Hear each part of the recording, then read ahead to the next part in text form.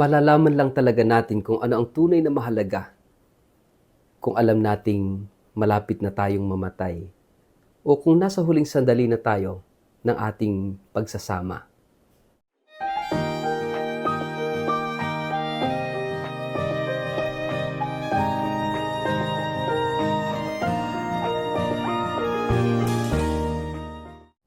Ang mabuting balita ng Panginoon ayon kay San Lucas. Si Jesus at ang kanyang mga alagad ay nagpatuloy sa kanilang paglalakbay at pumasok sa isang nayon. Malugod silang tinanggap sa tahanan ni Marta. May kapatid siyang si Maria na naupo sa may paanan ng Panginoon upang makinig sa kanyang itinuturo. Si Marta naman ay abalang-abala sa paghahanda, kaya't lumapit siya kay Jesus at nagsabi, "Panginoon, baliwala po ba sa inyo na pinababayaan ako ng kapatid kong maghanda ng nag-iisa? Sabihan nga po ninyo siyang tulungan naman ako." Ngunit sinabi ng Panginoon sa kanya, "Marta, Marta, nababalisa ka at abalang-abala sa maraming bagay. Ngunit iisa lamang ang kailangan. Pinili ni Maria ang mabuti at ito'y hindi aalisin sa kanya." Ang mabuting balita ng Panginoon. Word of the day, hear what God has to say. Mapagpalang araw po sa inyong lahat. Kumusta po kayo? Ang ating pong word of the day ay essential.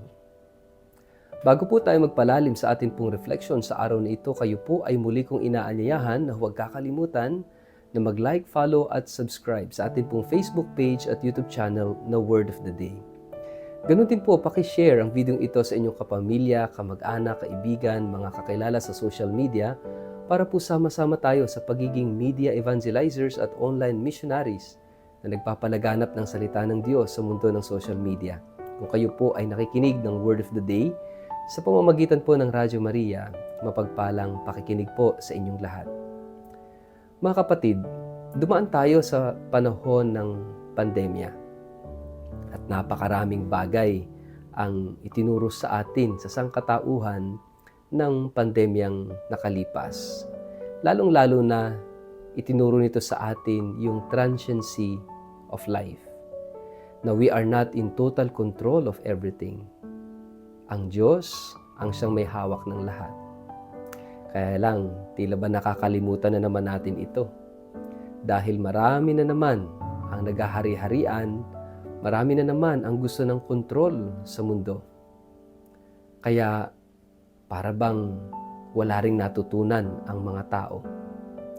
Pero dito sa ating gospel, mga kapatid, muli tayong dinadala doon sa mahalagang aral na ang lahat ay may katapusan.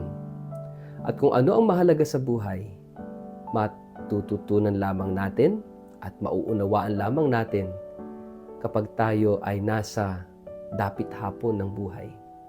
Kapag tayo ay nasa bingit na ng kamatayan. Kapag alam nating sooner or later, mamamatay na tayo. Then, ano ang gagawin natin with the remaining time or hours or days or months kung alam nating definite yung ating kamatayan? Siguro, we will spend quality time with our loved ones. Hihilingin natin yung quality time, no, ng mga mahal natin sa buhay. Hindi man tayo yung makapunta sa kanila, pero tayo maghahangad, mag-aasam na sila ay pumunta sa atin and to spend quality time with us. Mga kapatid, ganyan ang pangyayari sa ating gospel ngayong araw na ito. Alam ni Jesus na ito na yung huling pagbisita niya sa kanyang mga malapit na kaibigan na Marta, Maria at Lazaro, ang magkakapatid na malapit sa kanyang puso. At itong pagbisita na ito ng Panginoon will be the last visit. Alam niyang pagpasok niya sa Jerusalem, ay doon na mag-uumpisa ang kanyang pagpakasakit, ang kanyang kamatayan.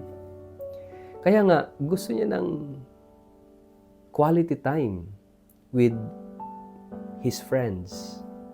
Kaya lang, si Marta, abalang-abala sa kanyang pag-aasikaso as usual. Siya yung panganay, so siya ang nag-aasikaso ng kakainin ng Panginoon at ng kanyang mga alagad.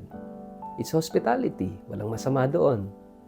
Pero si Maria, umupo sa tabi ni Jesus sa may paanan niya at nakinig sa mga sinasabi ni Jesus.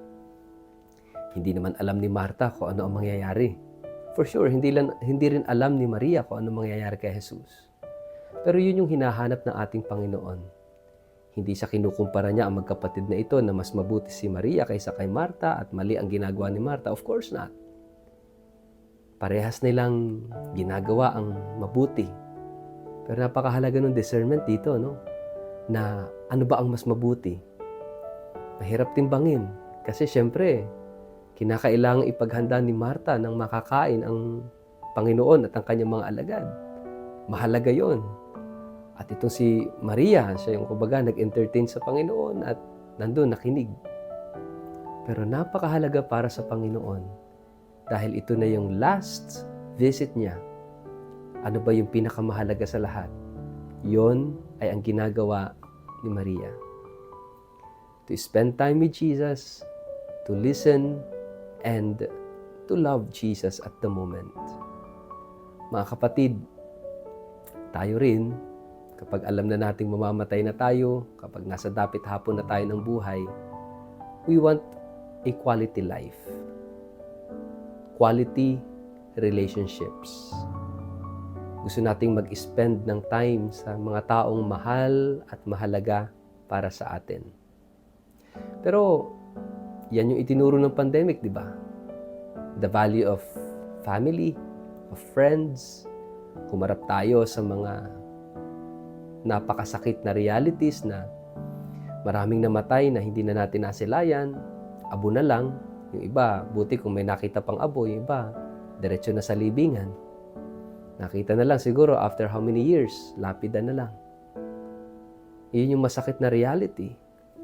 At siguro marami sa atin ang hindi pa lubos na nakaka-move on sa mga ganoong pangyayari. Pero for sure, para sa mga taong nawalan ng mahal sa buhay, nag-iwan ito ng isang napakalaking lesson sa buhay. Dahil sa sakit na naranasan, sa hirap na naramdaman ng pagkawala ng mahal sa buhay. At ano yung lesson na yon? Tinuturuan tayo na huwag na nating hayaan na dumating tayo sa ganung punto ng buhay na tayo'y malagay sa alanganin, sa dapit hapon ng buhay, bago natin pahalagahan ang magandang relasyon at ugnayan sa pamilya, sa kamag-anak, sa mga kaibigan. Napakahalaga ng relasyon, napakahalaga ng loving relationships. At ito yung gusto ng Panginoon at the moment. Dahil alam niyang hindi na siya babalik doon sa bahay ni Lazaro, ni Maria at ni Marta. Gusto niya ng quality time with them. Mga kapatid, magandang tanungin, magandang tingnan natin sa ating sarili, sa ating buhay. Ano ba talaga yung kinukonsider natin na essential? Sana hindi lang yung pagkain. Nung pandemic, yun lang yung allowed na lumabas. Kapag may mga essential concerns, no? Essential reasons kung bakit kinakailangan lumabas ng bahay. Mga kapatid, sana makita natin that relationships with family and friends, with relatives, ito yung pinakamahalaga sa lahat. Kaya nga, doon tayo mag-invest kung ano man yung natitirang oras, araw, linggo, buwan, taon at panahon na meron tayo. Let us invest it in good relationships, in building good relationships. Quality time, quality relationships. Hindi yung babaw, hindi yung nag-aaksaya ka lang ng oras at panahon, kundi yung totoong quality time and quality relationship. Ganon din sa ating ugnayan sa Diyos. Spend quality time in prayer, quality time in knowing, loving, and following the Lord. Sa ngalan ng Ama at ng Anak at ng Espiritu Santo. Amen. Ama naming Diyos, hindi kami permanente sa buhay na ito. At nawa ang aming oras, panahon, ang aming mga araw, buwan at taon ay gugulin namin sa pagbubuo ng magandang ugnayan sa iyo at sa aming kapwa. Amen. Pagpalain po kayo't ingatan ng makapangyarihang Diyos, Ama at Anak at Espiritu Santo. Amen.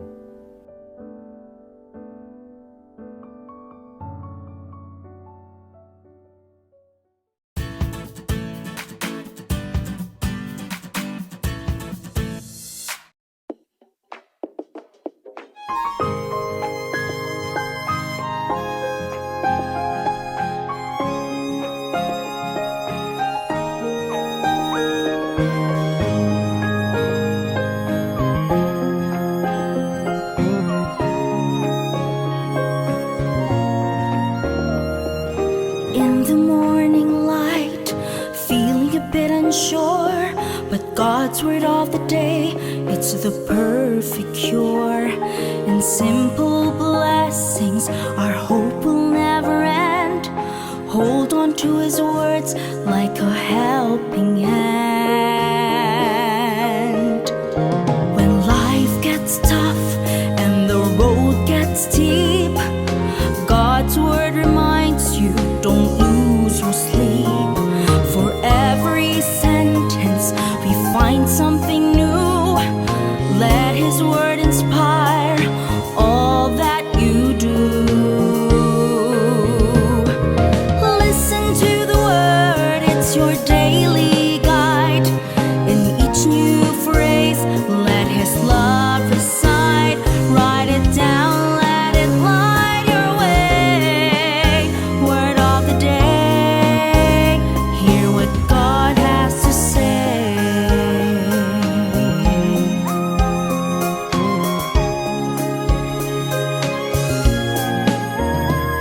Spread on kindness like butter on a bread. Forgive and forget, let go of what's misread. In your writing, let His love remains. For in the word of God, fears fade. Listen to the word, it's your daily guide. In each new phrase, let His love reside. Write it down, let it light your way. Word of the day, hear what God wants to say. Listen to the word, it's your daily guide. In each new phrase, let His love reside. Write it down, let it light your way. Word of the day, hear what God